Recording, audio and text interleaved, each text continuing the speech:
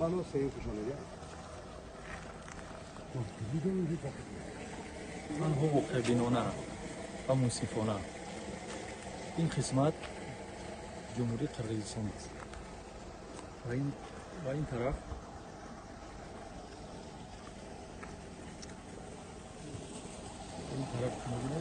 جمهوری تاجیکستان. اکنون با خانه های مردم قرقیز نظر کنید و با خانه های مردم تاجیک و خلاصه خود را براره که در کی وقتی که تجاوز کرده است. از جانب تاجیکستان دهها خانه ویران و ولنگار گشته